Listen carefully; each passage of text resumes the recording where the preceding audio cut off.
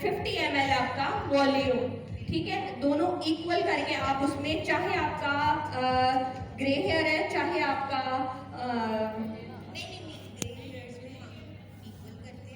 Grey hair में equal करते हैं और 1:2 की रेशो से, ठीक है। उसमें 9 भी आ जाता है लेवल, 8 भी आ जाता है, 7 भी आ जाता है, वट ओके। और कलर आपका स्किप हो जाता है, यही आपका क्वेश्चन है, ओके, कलर स्किप क्यों होता है, ठीक है। और दूसरा है कि ड्राइनेस होती है, थर्ड है कि लास्ट नहीं करता, और मिक्सिंग आपकी जो है वो 1:1 है ग्रे हेयर कवरेज के साथ। यहाँ पे अब मैं थोड़ी सी जो मेरे एक्सपीरियंस में है मैं आपको बताऊंगी कि इसकी जो कलर स्किपिंग है वो बिल्कुल नहीं है, और ड्राई और डैमेज के ऊपर मैंने जो रिसेंटली काम किया है, तो बालों को जब मैंने कितना ड्राई हेयर के ऊपर ग्लॉस किया, तो जब मैंने फिंगर्स डाली विदाउट कंडीशनर, बिलीव मी कि सडन आपको रिजल्ट दे दूंगी उसके ऊपर, कि जब मैंने उसके ऊपर अप्लाई किया तो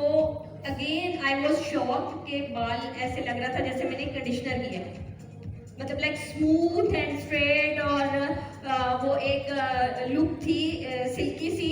लेकिन ये आई डोंट नो कि आप लोगों के साथ मसला आया, कुछ बाल ऐसे होते हैं जिन बालों का क्यूटिकल ओपन हो जाता है, ठीक है, जिन बालों में डिहाइड्रेशन स्टार्ट हो जाती है, ड्राइनेस हो जाती है, हमारे अपने ही कलर एप्लीकेशन की वजह से, या हमारे अपनी स्टाइलिंग की वजह से, या मोर देन टाइम हम जब पूरा फुल हेड डाई करते हैं, तो उसके बाद क्लाइंट या हमारे अपने ऑन एक्सपीरियंस में वो चीज़ जो है हम उसको रिपेयर नहीं कर पाते, या मास्क और कंडीशनर यूज नहीं, मास्क लगाते हैं, कौन सा लगाते हैं मास्क?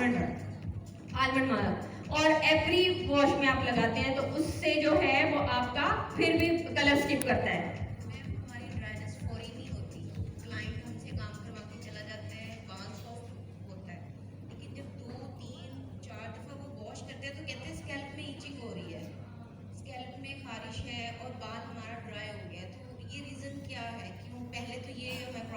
दो या तीन वॉश के बाद आता है, 2 या 3 वॉश का ड्यूरेशन होगा आपका, मतलब एक वीक में 2 टाइम या 15 डेज में 3-4 टाइम मतलब आपका यूज होगा, उसके बाद क्लाइंट आ जाता है।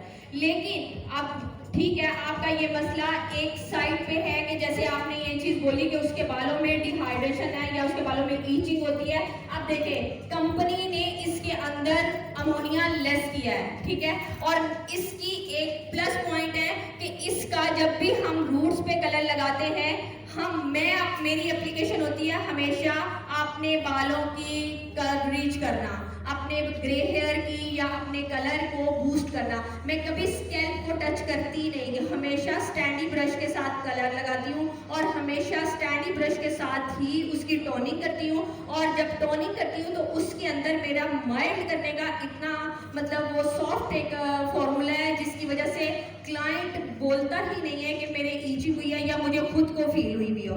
उसमें एक चीज है कि अब हम टेक्निकल क्वेश्चंस के ऊपर आ गए, तो मैं अब आपको ये थोड़ा सा स्टॉप करके बताती हूँ कि आपका जो है टोनिंग में 1:2 पेरोक्साइड यूज किया आपने, जैसे दूसरे ब्रांड का पेरोक्साइड यूज किया, सेम लाइक इसका भी पेरोक्साइड यूज किया। पेरोक्साइड कितने परसेंट यूज किया हमने?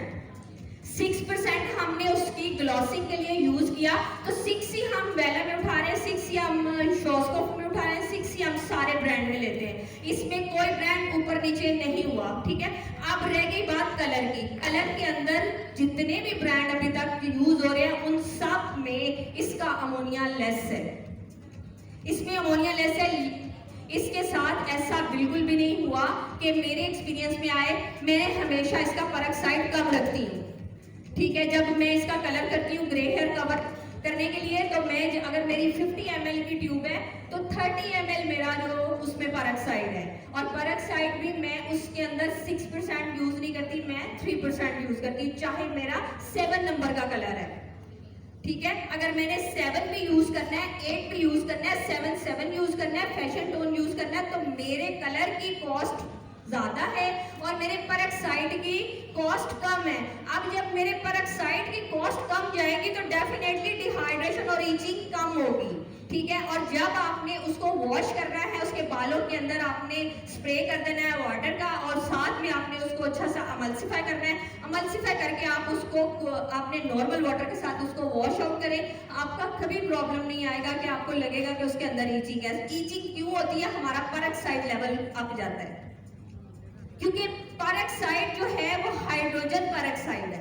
हाइड्रोजन पेरोक्साइड हमारे पानी के अंदर भी है, ठीक है। अब जब हम एक न्यूट्रलाइजर्स डालते थे बिफोर द टाइम, तो उसमें भी हम लोग क्या करते थे कि जब हम उसको पिगमेंट को न्यूट्रलाइज करते हैं तो पानी के साथ उस कलर को बीट करके अच्छी तरह वॉल्यूम बना के हम उसको न्यूट्रलाइज कर लेते। तो मीन्स टू से कि उसके अंदर भी हाइड्रोजन पेरोक्साइड का फॉर्मूला है, ठीक है। वो चाहे 1% ही है उसके अंदर, ठीक है। जब 1% आपका उसके अंदर है तो आप 6% को उसमें डबल रेशो में डालेंगे तो आपकी ड्राइनेस भी अपीयर होगी और आपका बाल स्ट्रेंथ से भी वीक हो जाएगा और आपके बालों में कलर ज्यादा टाइम के लिए लास्ट भी नहीं करेगा। मीन्स के हमें thank you so much, thank you so much. इंशाल्लाह हम एक्सपीरियंस भी करेंगे फर्दर में आप लोगों